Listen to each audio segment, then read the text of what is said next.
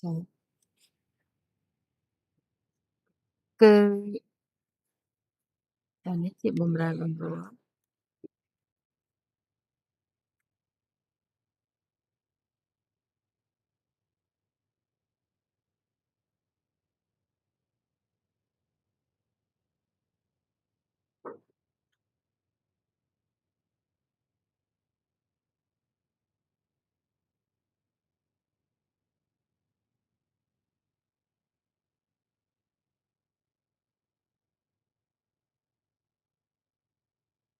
ចា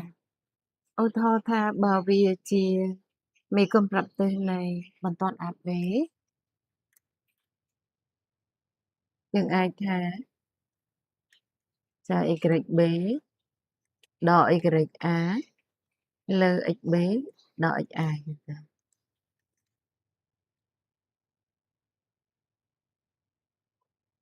ចាអញ្ចឹងអានឹងជារូបមន្តនៃមេគុណប្រាប់ទិសណា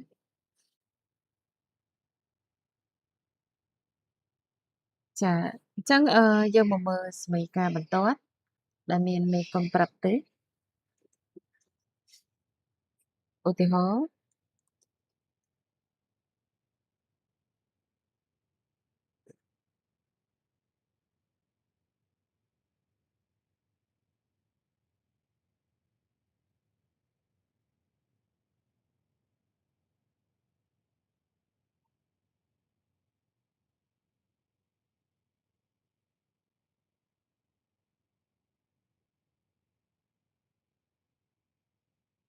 អ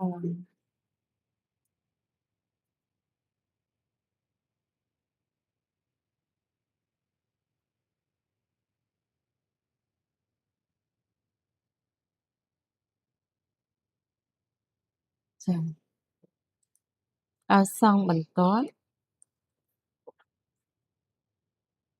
សួស្ដី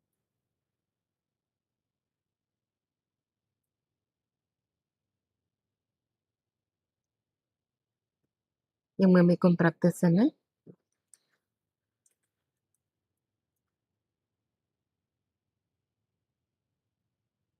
ហើយបន្ទាត់ AB ដែលមានសមីការ Y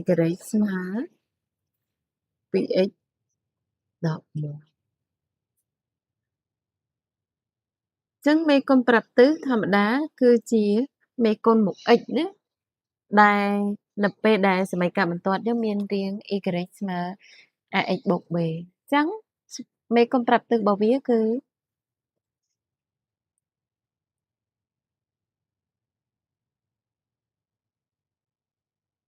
a ស្មើ2នេះឥឡូវមើលឧទាហរណ៍មួយទៀត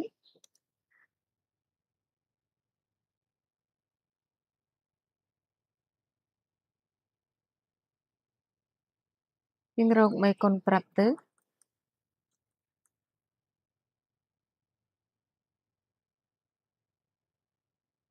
ចានៃបន្ទាត់L ដែលមានរាង 2y ស្មើចា 6x ដក4អញ្ចឹងទៅស្មើ0អញ្ចឹងក្នុងនេះអត់អាចថា6ជាមេគុណប្រាប់ទិសទេណាដូចបិទយើងថាមេគុណមុខ x ជាមេគុណប្រាប់ទិសប៉ុន្តែកន្លែងនេះមិនមែនជាមេគុណប្រាប់ទិសដរាបណា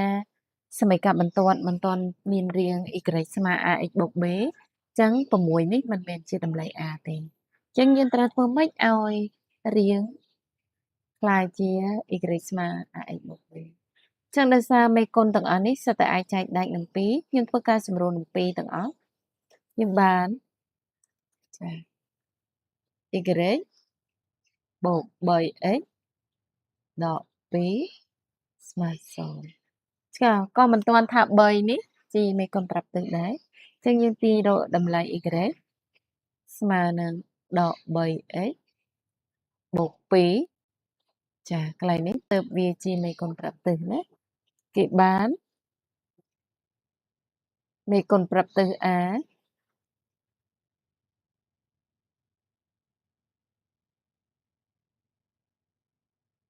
នៃបន្ទាត់ L គឺ A ស្មើដល់13អាហ្នឹងទៅជាមេគុណប្រាប់